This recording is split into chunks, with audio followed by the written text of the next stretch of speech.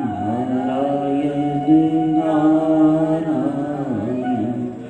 लक्ष्मी नारायण नारायण नारायण लक्ष्मी नारायण नारायण नारायण श्रीमन्नारायण नारायण श्रीमन्नारायण नारायण नारायण। बोलिए श्रीमद् भागवत महापुराण की जय, सद्गुरुदेव महाराज की जय। राजा दशरथ ने अपनी कान पर उगा हुआ एक बाल देखा। दर्पण में देख रहे हैं कि मेरे कानों के केश उगाए हैं और वो भी श्वेत। अब मुझे अपने राज्य को एक उचित उत्तराधिकारी दे देना चाहिए। तभी सोचते हैं कि मैं राम को राज्य दे दूं, ऐसा शुभ विचार मन में आया। उसी क्षण गुरुदेव वशिष्ठ जी के पास गए। गुरुदेव, क्यों ना मैं राज्य राम को दे दूं? मेरी आयु हो चुकी है और अयोध्या को राम राज्य का सुख मिलना आरंभ होगा। आप कोई शुभ मुहूर्त निकालिए। गुरुदेव ने कहा, शुभ कार्य के लिए सारे मुहूर्त ही शुभ होते हैं। शुभ कार्य करने में कोई देरी नहीं। आप सुबह ही राज्य तिलक की तैयारी कीजिए। धीरे धीरे बात नगर में फैलनी शुरू होगी कि सुबह श्री राम का राज्याभिषेक होगा। दशरथ बड़े प्रसन्न हैं कि मेरा पुत्र राज करेगा। पिता को जब उसके कारोबार में हाथ बढ़ाने के लिए संतान मिल जाए तो उसकी प्रसन्नता को हिसाब नहीं होता। 10 गुना बल मिलता है कार्य करने का जब उसकी संतान उसके काम को आकर संभालने लगे। राजा दशरथ प्रसन्न हैं और जो पापी लोग हैं, जिनके मन में द्वेष है, वो अप्रसन्न हैं। जिसके मन में लालच है वो किसी को सुखी देखकर खुश नहीं होता। मंथरा के मन में भेद आया कि कई को बोल दिया कि राम को राज्य देंगे और तुम्हारा पुत्र भरत दास बनकर सारा जीवन उसकी सेवा करेगा। क्या तुम्हें षड्यंत्र का ज्ञान नहीं है? कि कई का प्रेम राम से अत्यधिक। अभी उसके मन पर इस बात का प्रभाव नहीं होता कि दासी मंथरा ने क्या कहा है, पर जब पापी व्यक्ति बार बार आपको एक ही बात दोहराता है तो कहीं ना कहीं आपको उसकी बात पर विश्वास आ जाता है, या हमारे मन के अंदर दबी हुई वासनाएं जागृत हो जाती हैं। क्योंकि रहते हो जीव माया में ही रहता है। माया कब अपना प्रभाव डाल दे, जैसे ही जीव ज्ञान से थोड़ा सा भटकता है, साथ ही माया अपना पर्दा डाल देती है। ज्ञान मिलता है इस बात से कि जो भी व्यक्ति आपको हमेशा बुरा भला भटकाता रहे, हर समय दूसरों की निंदा चुगली करे, आपके मन के अंदर पाप बढ़ाने की बात करे, गलत कार्य करने की सलाह दे, आप कभी ये मत सोचना कि बोलने दे, मुझे क्या फर्क पड़ता है। लेकिन कभी वो दिन आता है जब हमारा ज्ञान का प्रकाश मध्यम पड़ा होता है और ये विष हमारे अंदर चला जाता है। कि कई जो श्री राम से अत्यंत प्रेम करती है आज मंथरा की बातों में आ गई। 2 वर मांगे राजा दशरथ से कि भरत को राज्य दो और राम को 14 वर्ष का वनवास दो। रघुकुल रीत सदा चली आई, प्राण जाए पर वचन न जाए। राजा दशरथ ऐसे अपने वचनों में बंधे हुए धरा पर गिर गए, रो रहे हैं, शोक कर रहे हैं। भरत को तो राज्य दे दो देवी, परंतु राम को वनवास मत दो। राम मेरे प्राण हैं, यदि वो मुझसे दूर हो गया तो मैं जी नहीं सकूंगा। ऐसा भाव दशरथ का, ऐसा प्रेम श्री राम के साथ पर जब होनी बड़ी बलवान है कि कई नहीं मानती।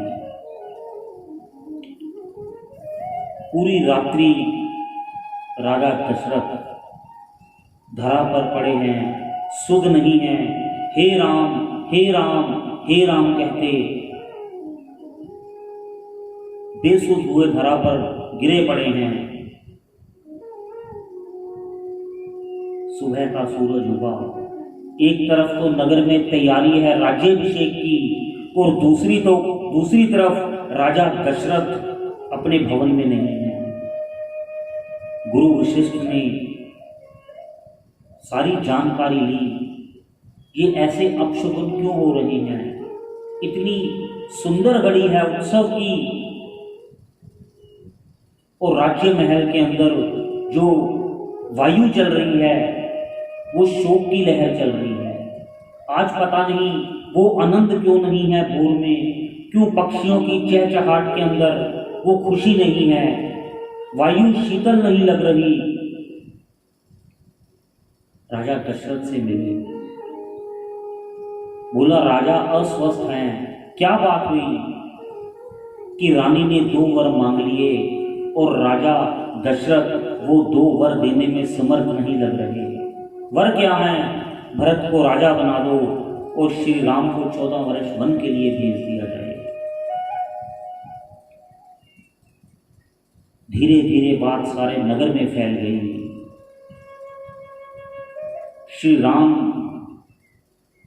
अपने पिता के पास आते हैं, पिताजी आप अपने दुख का कारण बताएं, जल्दी बताएं कि ताकि मैं आपके दुख का कोई ना कोई समाधान कर दूं।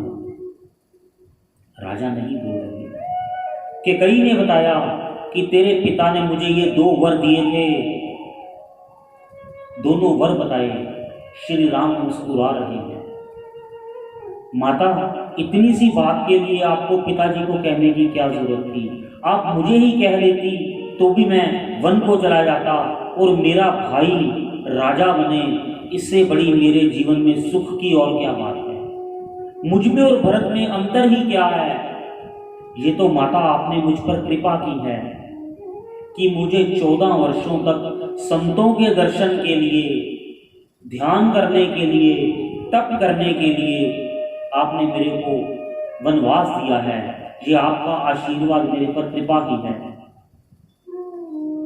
ये जीव का, ये राम कथा है। कितना भी बड़ा कष्ट आ जाए उसको इतनी सुंदर तरीके से स्वीकार करना।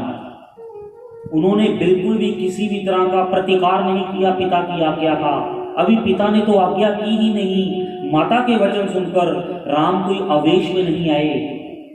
सर्वशक्तिमान धनुर्धर है श्री राम, प्रजा उनके साथ है, भाई लक्ष्मण उनके साथ है कि ये अन्याय हो रहा है।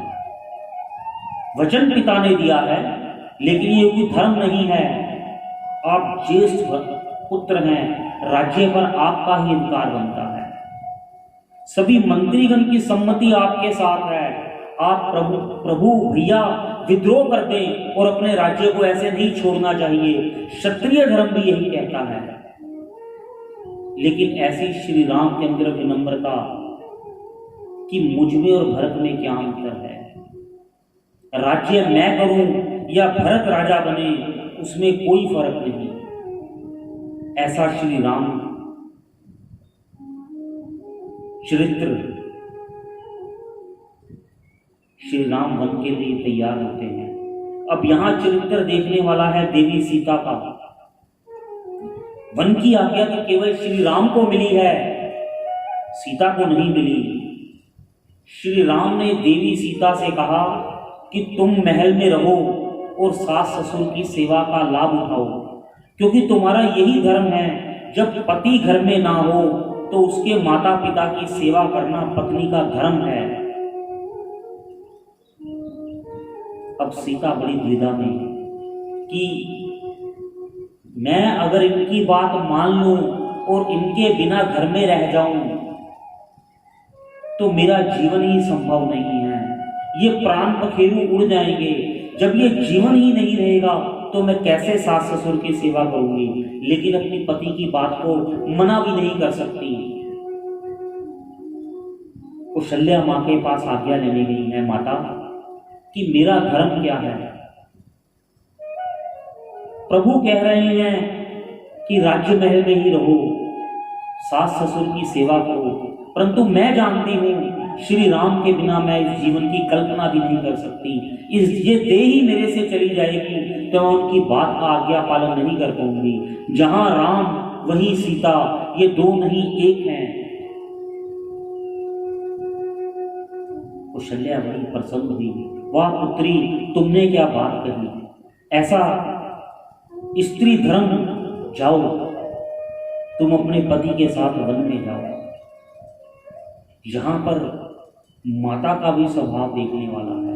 उन्होंने एक क्षण भी इस बात का लालच नहीं किया कि ये घर में रहेगी तो मेरे काम में हाथ बटाएगी। उन्होंने कहा नहीं, इसका सुख अपने पति के साथ जाने में है। यहाँ पर हर राम कथा के अंदर सबसे बड़ा एक गुण है कि यहाँ पर हर व्यक्ति दूसरे के सुख की अभिलाषा करता है, कोई अपने सुख की बात नहीं कर रहा। श्री राम वो पूरा कर रहे हैं क्योंकि उसमें माता को सुख है। सीता वो करना चाहती है जिसमें श्री राम को सुख है, और देवी कौशल्या वो करना चाह रहे हैं जिसमें सीता को सुख है।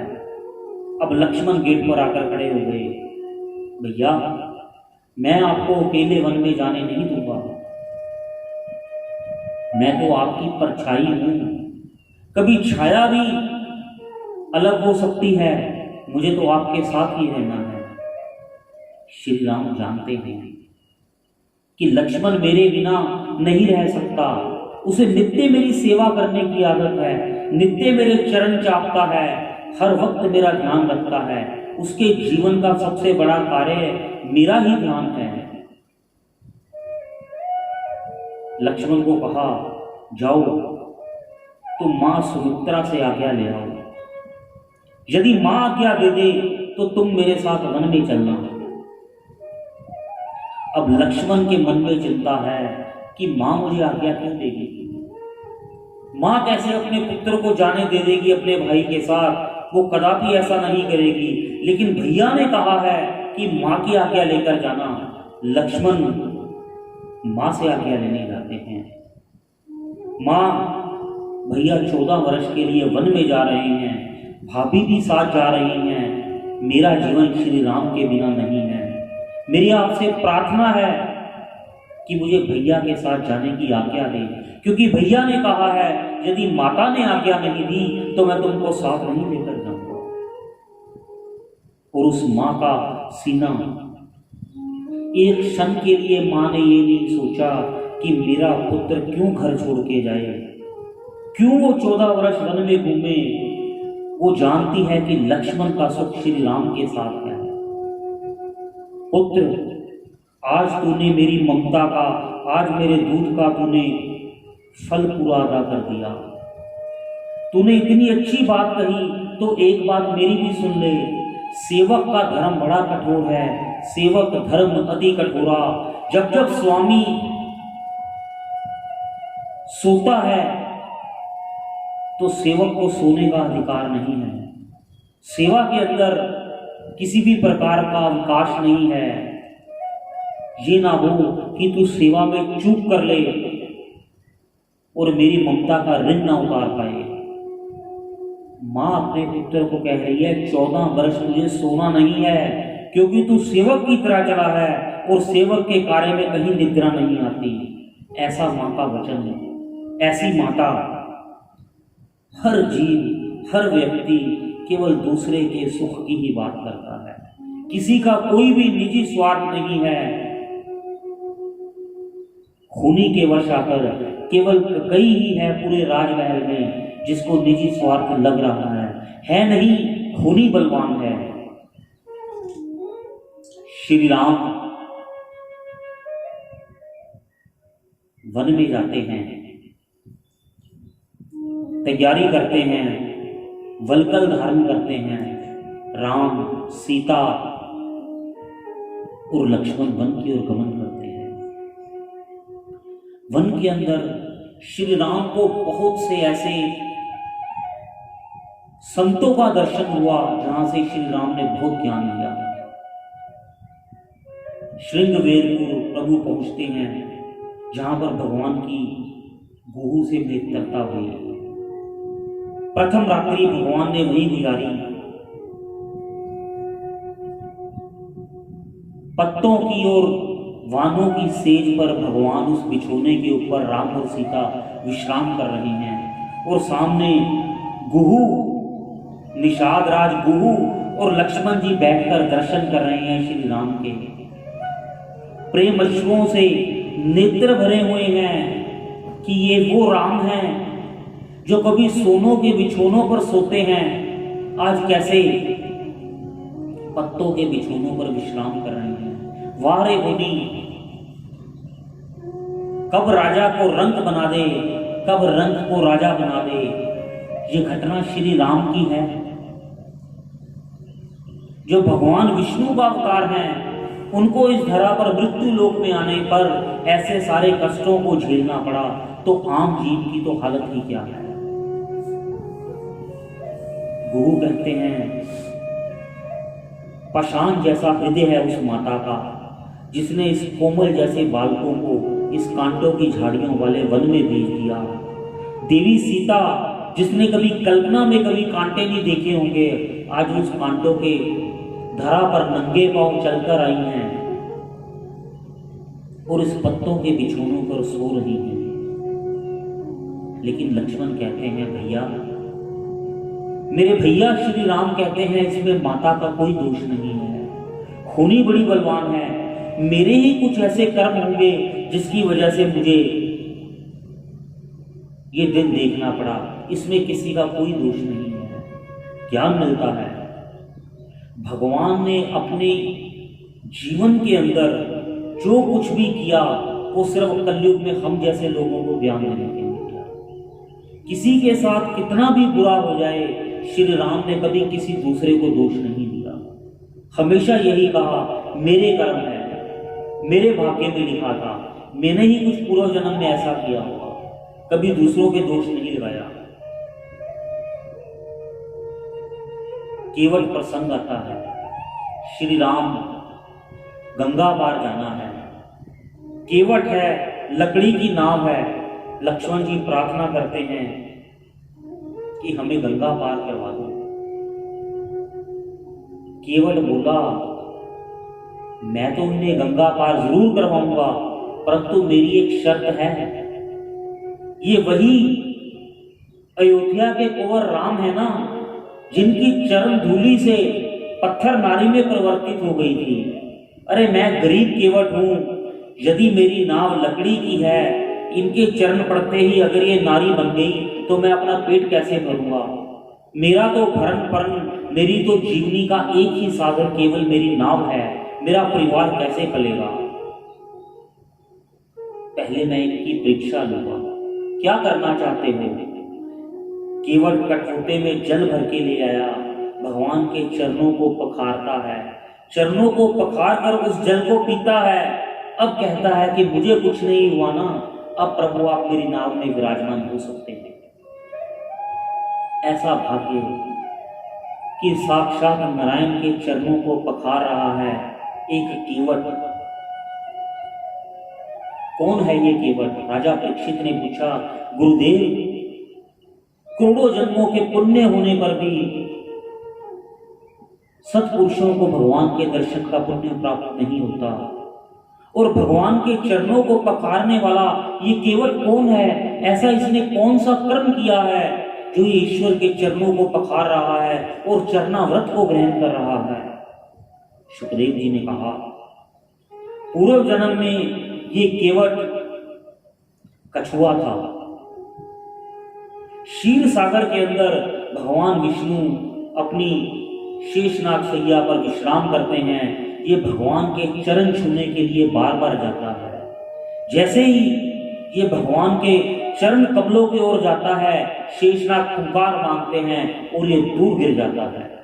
बार बार प्रयास करता है लेकिन शेषनाग भगवान के पास नहीं आने देते।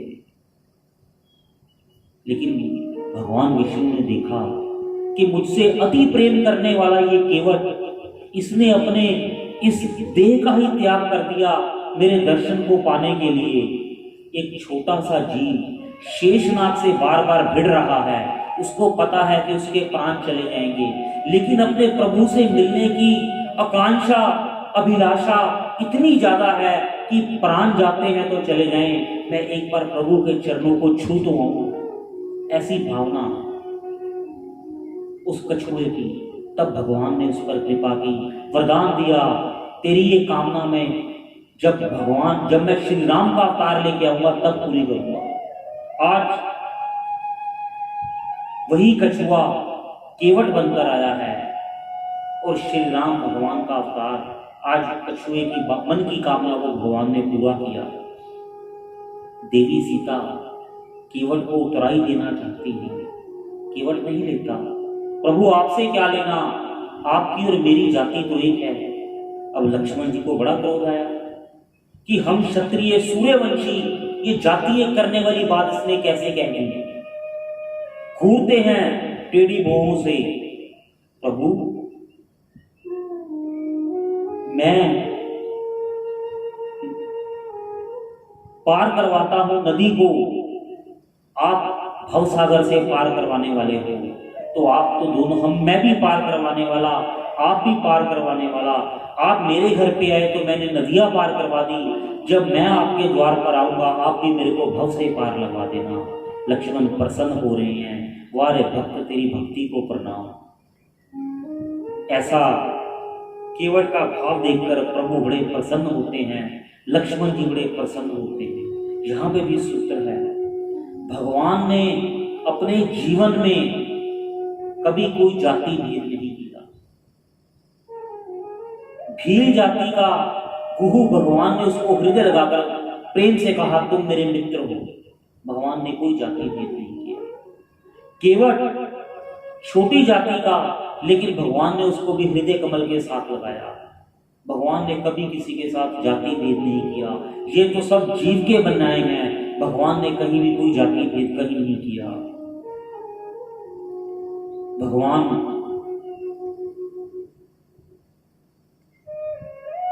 वन के अंदर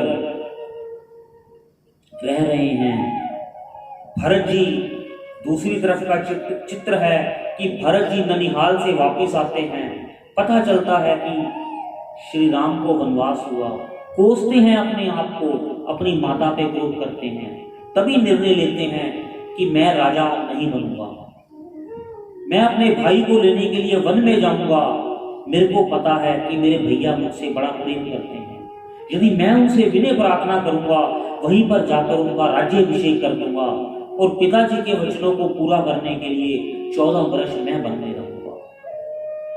भरत जी गुरु वशिष्ठ जी के साथ कहीं अयोध्या के वासी तीनों माताएं सब तैयारी करते हैं, सज धज के सेना साथ में जा रही है, वहां जोर शोर के साथ श्री राम का राज्याभिषेक करेंगे। अब भरत जी का और श्री राम का चित्रकूट में मिलन होता है। बड़ी रामायण का सबसे सुंदर प्रसंग मुझे यही लगता है। एक वो पुत्र है जिसने राज्य का त्याग कर दिया पिता के कहने पर, दूसरा वो पुत्र है जिसने राज्य का त्याग कर दिया कि मैं भाई की संपत्ति पर अपना अधिकार नहीं जमा सकता। यद्यपि उसको पिता का वचन रखना हो तो राजा बनना चाहिए, परंतु नहीं, धर्म कहता है किसी दूसरे की संपत्ति नहीं लेनी चाहिए। भरत प्रेम की सीमा है। भगवान श्री राम से मिले, भगवान श्री राम को भरत से बड़ा प्रेम है। वो जानते हैं, लक्ष्मण ने जब कहा ना कि मुझे लगता है ये सेना लेकर आया है, इसके मन में लालच आ गया, राजमद हो गया। इसने सोचा होगा कि वन में दोनों भाई अकेले होंगे, जाकर उनका वध कर देते हैं, नहीं तो 14 वर्ष के बाद कहीं दोबारा मुझसे आकर अपना शासन ना मांग ले। श्री राम ने कहा, लक्ष्मण ये तो अयोध्या का राज्य है, यदि त्रिलोक का राज्य भी मेरे भरत को दे दो ना तो इसको राजमद तो भी नहीं हो सकता। भगवान ने कहा मेरे भरत को, भगवान का ऐसा प्रेम है भरत के साथ। भगवान ने भरत के साथ भाई की तुलना रामायण में कई बार की। जब हनुमान जी सीता माँ का पता लेकर आए तो भगवान ने हनुमान जी को अपने अंग में भर लिया। तब क्या कहा, तुम मम प्रिय भरत सम भाई। तब भी भगवान ने यही कहा, हनुमान जी तुम मुझे भरत की तरह प्रिय हो। ऐसा प्रेम श्री राम का भरत के साथ।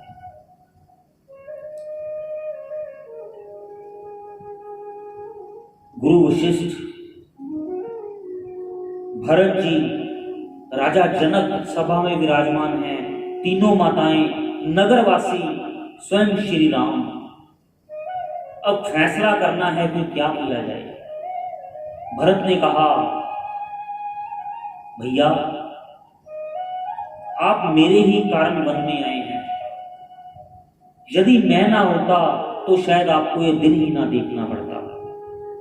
मेरी आपसे यही प्रार्थना है कि आप यहीं पर मैं आपका राज्य तिलक करता हूं, वो आप राज्यभार को संभालें और मैं 14 वर्ष तक वन में रहूंगा। पिता का वचन भी रह जाएगा।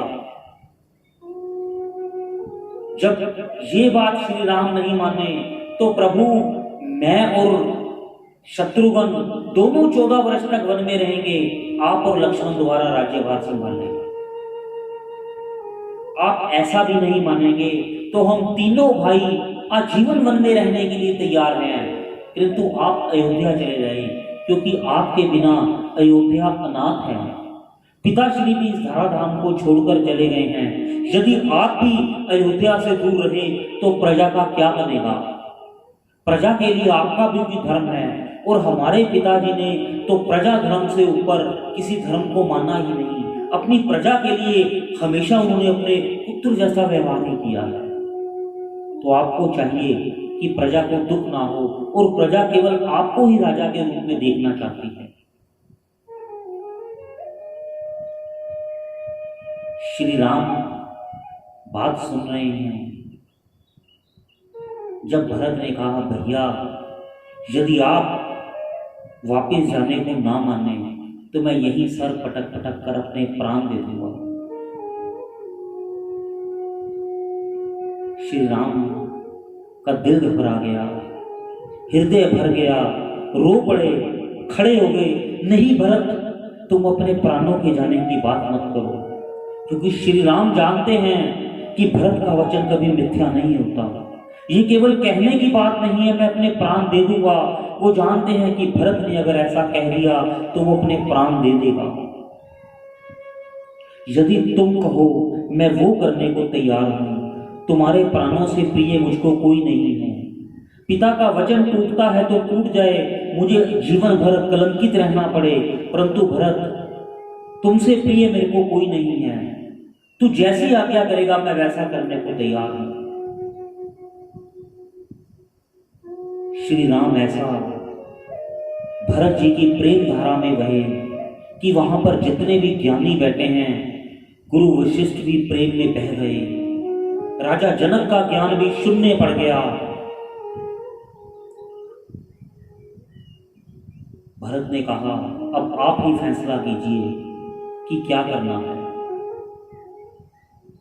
श्री राम ने तो हाथ खड़े कर दिए कि जैसा भरत कहेगा मैं वैसा ही करूंगा। अब वशिष्ठ जी ने फैसला किया, कहते भरत तेरे प्रेम के आगे सारा ज्ञान फीका है। तेरे प्रेम के समुद्र के आगे बड़े बड़े ज्ञानी भी अपने ज्ञान को भूल जाएं और दिल चाहता है जो तुम कह रहे हो वैसा ही कर दें। अभी श्री राम अयोध्या की ओर वापस लौट पड़े, परंतु मैं ये निर्णय लेने में समर्थ नहीं हूं।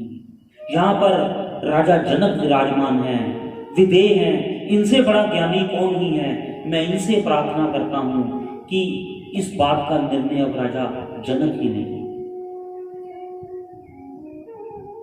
राजा जनक ने निर्णय लिया, भरत तुम्हारी जीत हुई, तुम्हारे प्रेम की जीत हुई और श्री राम की हार हुई। भरत की खुशी की कोई सीमा नहीं है, कि जब राजा जनक ने मेरे पक्ष में फैसला कर दिया, अब तो मैं भैया को अयोध्या लेके जाने में सफल हो गया। फिर से जनक ने कहा, किंतु सेवक धर्म अति कठोरा। भरत, तुम्हारे प्लेन के लिए अगर तुम्हारा भाई अयोध्या वापस चला जाए तो इस बात में कोई संकोच नहीं है, केवल परंतु तुम सेवक हो। सेवक का ये भी धर्म बनता है कि अगर स्वामी उसकी सेवा के अधीन हो जाए ना, तो सेवक को वो बात नहीं करनी चाहिए जिससे उसके स्वामी को कष्ट हो। अब तुम वही निर्णय दे दो कि जिससे तुम्हारे स्वामी को कष्ट ना हो। अब भरत फिर दुविधा में। भरत जानते हैं कि अगर मैं भैया को पिता के वचनों को पूरा करने के लिए ना करने के लिए कह दूंगा तो भैया सुख से नहीं रह पाएंगे। मेरे भैया तो वही चाहते हैं कि पिताजी के वचन झूठे ना हो। मैं केवल अपने स्वार्थ के लिए भैया को राज्य में लेके जाना चाहता हूं और भैया केवल मेरे सुख के लिए इस कलंक को भी अपने जीवन में लेने को तैयार हैं कि पिता के वचनों को पूरा नहीं किया। नहीं, मैं ऐसा स्वार्थी नहीं हो सकता। अब भरत ने कहा, भैया आप मुझे कुछ ऐसा चिन्ह दे दें जिससे मैं राज्य में रहकर अपना जीवन व्यतीत कर सकूं, क्योंकि आपके बिना इस जीवन की कल्पना संभव नहीं है। श्री राम जानते हैं कि मेरे बिना भरत जी नहीं पाएगा, इसको प्रतीक्षा का कोई कारण देना पड़ेगा, कोई वस्तु, कोई चिन्ह, कुछ ऐसा देना पड़ेगा जिसके सहारे ही अपना जीवन काट ले। श्री राम ने अपनी पादुकाएं एक बार चरण रख के भरत जी को दे दी। भरत, तुम ये पादुकाओं को ले जाओ और इसी को ही मेरा सूचक मानकर राज्य करना। 14 वर्ष के बाद मैं वापिस आऊंगा और तुमसे अपना राज्य दोबारा ले लूंगा। तब तक मेरी धरोहर समझकर तुम मेरे राज्य का ध्यान रखो। भैया, मैं राजगद्दी पर नहीं बैठूंगा, किंतु मैं 14 वर्ष तक आपका सेवक बनकर आपके राज्य की सेवा करूंगा और आपकी इन पादुकाओं को मैं राज्य गद्दी पर विराजित कर दूंगा। उन्हीं से आज्ञा लेकर मैं सारा कार्यभार संभालूंगा। ऐसा भरत जी ने कहा। श्री राम की चरण पादुकाओं को अपने शीश के ऊपर धारण करके भरत अयोध्या को वापस लौटे। ऐसा भरत लौटे। पूरी श्री राम चरित्रमानस में ऐसा सुंदर दृश्य देखने को नहीं मिला कि जहां पर भाई भाई के सुख के लिए अपने सुख का त्याग करने के लिए तैयार है। किसी को ना धन का लालच है, ना किसी को अपने बल का अभिमान है। संसार में देखा जाता है कि बल का अभिमानी कहता है कि ये मेरा क्या करेगा, इसे तो मैं अभी बर्बाद कर दूंगा। अधिक धन वाला कहता है इसकी मेरे सामने औकात ही क्या है, मेरे को ज्यादा मिल जाए। लेकिन हमारा सनातन धर्म कहता है, श्री राम कहते हैं कि धन, बल, यौवन कुछ भी नहीं है, केवल प्रेम ही सब कुछ है, केवल धर्म ही सब कुछ है। ऐसा श्री रामचंद्र। भगवान वन में आगे जाते हैं। आगे जाकर कथा आती है, बहुत से ऋषियों से श्री राम मिले। एक बड़ा सुंदर चरित्र है शबरी जी का। शबरी पंपा सरोवर के पास मतंग ऋषि का आश्रम है। बड़ी छोटी सी आयु में भील जाति की कन्या मतंग ऋषि की सेवा के लिए पुष्प रख के जाती छुप छुप कर। कहीं ऋषि को पता चल गया तो मैं नीच जाति की हूं, शायद मेरी सेवा को वो स्वीकार ना करें। उनके उठने से पहले जल की व्यवस्था करती है, पुष्प की व्यवस्था करती है। ऋषि ने सोचा कि देखता हूं ये मेरी सेवा की व्यवस्था कौन करता है। ऋषि ने देखा कि छोटी सी कन्या है, आज रोक लिया। पुत्री, तुम यही मेरे आश्रम में रहा करो, यहीं पर रहकर मेरी सेवा करो। मदंग ऋषि के आश्रम में शबरी रहने लगी, नित्य अपने गुरुदेव की सेवा करती। अब तो उसको सत्संग का भी लाभ मिलना शुरू हो गया। संतों के संग में संतों की सेवा करने का अवसर मिल जाए, अहो भाग्य। उसके बाद कथा श्रवण करने का अवसर भी मिल जाए तो बहुत ही पुण्य की बात है, महाभाग्य। अब शबरी सारा जीवन मदंग ऋषि की सेवा करती है, कीर्तन सुनती है। मदंग ऋषि ने कहा, हे पुत्री, अब मेरे जाने का समय आ गया, तुम यहां पर रहकर श्री राम की आराधना करना। गुरुदेव, श्री राम की आराधना करूं? हाँ, श्री राम को वनवास होगा 14 वर्ष का, तब वो अपनी पत्नी को ढूंढने के लिए वन में आएंगे और तब वो तेरी कुटिया में आएंगे। ऐसा मेरा तेरे को आशीर्वाद है, तेरे को प्रभु श्री राम के दर्शन होंगे। अब शबरी इतनी प्रसन्न कि मुझे श्री राम के दर्शन होंगे। छोटी सी बच्ची और आज वृद्ध अवस्था में आ गई है, रोज आंगन बुहारती है, रोज पुष्प लगाती है, रोज उनके लिए वन में से फल चुन चुन कर लाती है कि आज मेरे श्री राम आएंगे, आज मेरे श्री राम आएंगे। रोज बाढ़ देखती है। अब तो वन के दूसरे लोग भी हंसते हैं, अरे तेरे घर राम आएंगे, इतने बड़े बड़े संत महात्मा यहाँ पे हैं, श्री राम उनके यहाँ आएंगे, तेरे यहाँ क्या करने रहेंगे। नहीं, मेरे गुरुदेव का वचन है, गुरुदेव के वचनों पर विश्वास, अपने गुरु के वचनों पर विश्वास। गुरुदेव कहकर गए हैं कि श्री राम आएंगे तो उनकी प्रतीक्षा करना। अब कथा में कहने के लिए तो इतनी सी बात है कि शबरी रोज मार्ग बुहारती है और फल लाती है, परंतु ये नित्य कर्म शबरी पता नहीं कितने 100 वर्षों तक करती है। रोज आंगन बुहारना, सुबह से शाम तक प्रतीक्षा करना। कभी सोचकर देखना, कोई इंसान हमको बोल दे कि मैं 4 बजे आऊँगा, यदि वो 5 बजे, 6 बजे, 7 बजे तक ना आए तो हम आग बबूले हो जाते हैं।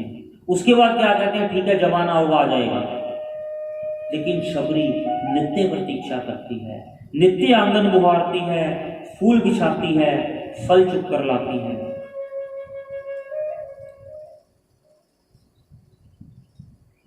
आज श्री राम शबरी की कुटिया में आने वाले हैं। पता चलता है कि श्री राम वन क्षेत्र में से गुजर रहे हैं। शबरी इंतजार कर रही है। श्री राम लक्ष्मण सहित शबरी माँ की कुटिया में आते हैं। अब प्रतीक्षा के अंदर शबरी इतनी व्यस्त है कि श्री राम के आने के बाद भी उसको भान नहीं, राम आएंगे। बैठी गा रही है, राम आएंगे, राम आएंगे, राम आएंगे। राम सामने खड़े हैं। भाव, राम से बड़ा राम का नाम, राम नाम में राम को सदा विराजित जान। भाव देश में तो शबरी के यहाँ राम रोज आते हैं। भाव देश में माँ शबरी श्री राम को फल रोज खिलाती है, परंतु आज साक्षात श्री राम आ रहे हैं। शबरी को उस प्रतीक्षा में भी उतना आनंद है जितना भगवान के साथ साक्षात्कार होने में है। प्रतीक्षा में भी वही आनंद है। प्रणाम करती है। शबरी की प्रसन्नता की कोई सीमा नहीं है।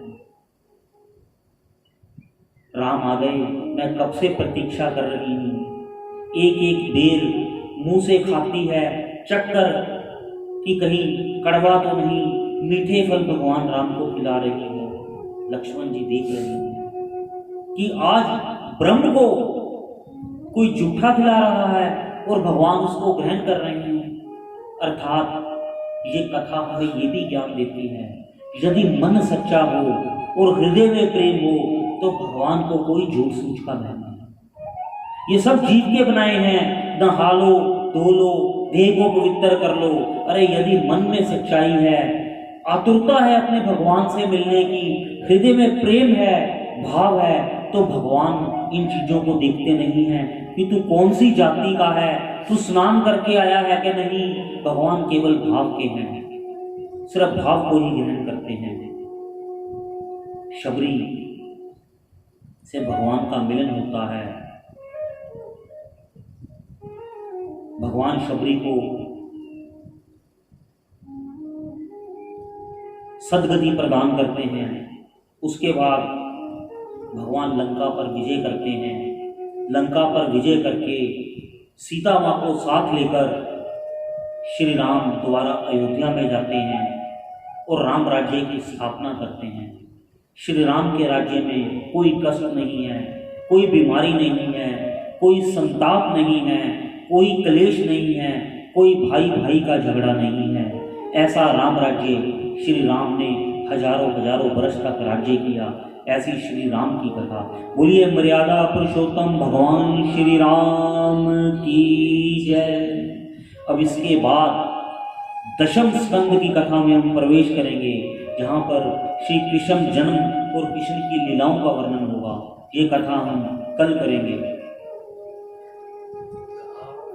नारायण नारायण श्रीमन्नारायण नारायण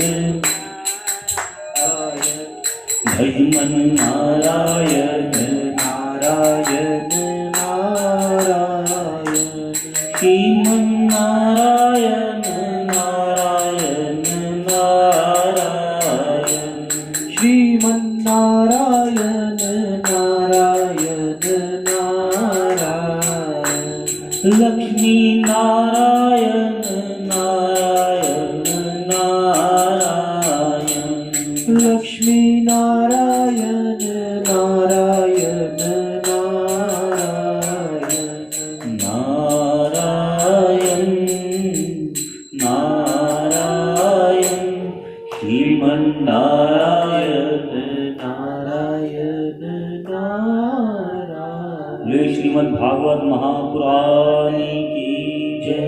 जय जय श्री राधे, जय जय श्री राधे, जय जय श्री राधे।